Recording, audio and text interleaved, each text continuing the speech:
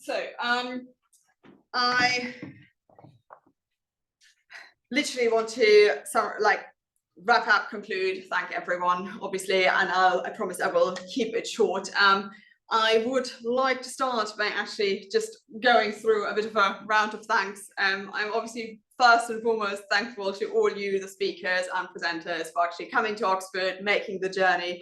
I know coming to the UK at the moment can be a bit of a drag when you're standing at the border and you see the queue. You might think like, was that now a clever life choice?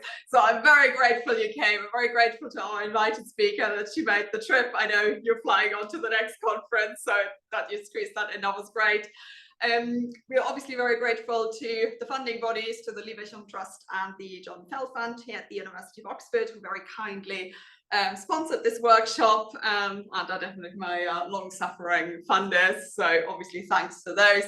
Thank you also to the Center of Jewish and Hebrew Studies, obviously, who very kindly came to my aid when we had to switch venues 3 weeks ago. So they very kindly hosted us, and also kind of in the background, obviously you met Esther and everyone, and they in the background really helped out a lot. Massive thanks to our student helpers, Holly and Tom, who volunteered their time over the 2 days to make this all run smoothly, because at the end of the day, it really takes a village to make something like this run. And obviously to Matthew, who most of the time you didn't see, but who made sure that the IT side was running smoothly and we were not non-stop stuck with my IT skills, which are really horrendous. So be glad I didn't do that to you. My thanks in absentia also go to Philemon Probert, the faculty chair. You will obviously have got the letters for the border force from her, and she helped with a lot of admin issues that popped up in the course of organizing this. And also in absentia, obviously, to Andreas Willi, who has made a million witty comments, as always, on my work in the last 3 years. I hope I have not forgotten anyone to say thank you to, but this would definitely not have been possible without all of them and all of you. Now, I hope obviously this is not the end of the journey, or this is actually definitely not the end of the journey. This is pretty much a stepping stone. Most of you very kindly agreed to be involved in the edited volume arising from this conference. And kind of, I think over the course of the last 2 days, what really stood out to me, and I tried yesterday evening and this morning, obviously during the break, etc., to put a couple of things together from the talks. What really stood out to me is that we could not really agree on a definition of support verb constructions. I think we saw a lot of different definitions. They overlapped, but I think a lot of the discussion was focused on kind of where do we draw the line? Do we still call that a support verb construction or not? Some things that I found personally very interesting is that, for example, a couple of people included prepositional phrases. So when you have verb, preposition, and then your predicate noun, which I personally excluded. So I was very happy to see that others included this and did the work. We also saw a couple of nominalized adjectives. I had, this morning we had kaka poieo, which I liked very much, because again, nominalized or syntactic nominalizations I excluded from my data samples. I was very interested to see that others obviously made different decisions. I think in terms of what exactly or where the line is between a support verb or kind of, if you similarly to me did something like a support verb as opposed to a verb of realization, or we had kind of the LVC full and LVC cause. We also had prototypical and kind of prototypical support verbs, allied verbs, and then extensions. So I think there were a lot of different, not just terms, but also, while I think the definitions overlap, they didn't quite match up. So I think there's definitely more work to do. I think kind of that is definitely something that we will take into the edited volume, and probably also something for us to think about, how we make sure that the chapters then kind of cohere, as we've seen that it is this variety. What I found very interesting is, remember on the first day I said, let's think a little bit about how support verb constructions relate to base verb constructions. What I didn't tell you is that was it Michaelmas term, gave a paper in the classics faculty and thought like I was really well prepared. So I rocked up and I thought, this is going to go great. So you can all imagine who was sitting in the audience and was ripping me apart after that paper. Andreas really had a feast with this one.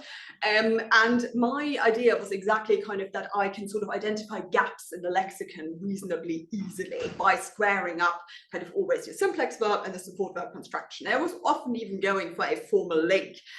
But what I found interesting over the course of the 2 days is that actually a lot of you either accepted that criterion still, that there needs to be an equivalent base verb or simplex verb, or kind of we had also a couple of papers that thought about what is the difference, like why do we have all of those, is that really redundancy in the system? And again, I think there's probably a lot more exploring to do, but it is definitely a thorny question. What I enjoyed a lot is that we heard a lot about very, very different corpora. I personally, for example, had never looked into the Hippocratic corpus before, so that was a very nice addition to what I had been doing.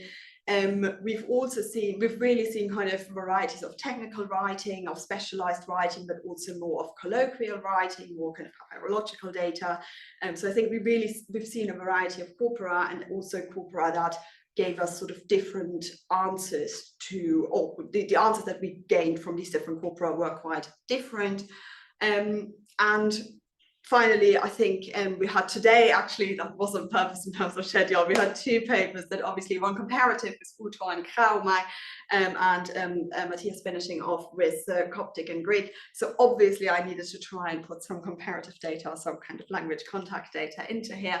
But I think the question to what extent support verb constructions are then a feature also obviously to use to include items that you borrow from another language is quite an interesting one. I mean, we can ask ourselves, is that still the same kind of support verb or light verb, or should we kind of make a distinction there? I think all of this hopefully we will take into the edited volume, yeah, I hope this is, as I say, not the end of the journey. Now, to be a bit of a killjoy, I am just reminding you of some deadlines. Mainly, so to be fair, you will obviously have got all of that from me in an email already. However, in order to actually get the volume out on time and not be one of these volumes that, you know, is in the pipeline for 4 or 5 years, and then at some point everyone loses interest, or the papers are outdated, or you have to update the entire list of references. I'm sure you've all been through that over the course of COVID. I really don't want that. So rather than doing that, I am going to stick to this very strict timeline. I will need the papers by the 1st of December. I have solicited reviewers, and the publisher has the list of reviewers already. So your reviewers are all set up and waiting for the papers. Basically, yeah, I would want the papers by the 1st of December. I sent them out for peer review, and you will then get the peer reviews hopefully back by the end of February. That is the aim of the game. I will be equally strict with the reviewers as I am with the authors. Don't worry, they didn't have an easy time either. And we will hopefully kind of, obviously, eventually, there are a couple of deadlines in between, I know, which I left out on the slide, but my aim is really to get this kind of then sort of finalized and to the publisher by at least end of April, so it can go out. And the publisher will run a final set, obviously, of kind of peer review of the volume over that. So, you know, add a couple of months to the actual publication. But I think that's then still realistic as a turnaround, and we're not one of these volumes that, as I say, is in the pipeline 4 or 5 years. I think we've all done enough of those over the course of COVID, and we're probably very tired of it. I know I am. And so let's try and stick to that and make this work. And hopefully, or from what we've heard and seen, I think it should be a very nice volume. So we'll hopefully have that in hand about next year this time, or slightly earlier. With this, I would say we'll finish here. We are more or less on time, and I will send you out into the sunshine. I think it's still glorious sunshine. Thank you so much again for coming and presenting and contributing. And I hopefully, those of you who have to travel, obviously have safe travels home, or safe travels for your onward journey. Thank you so much.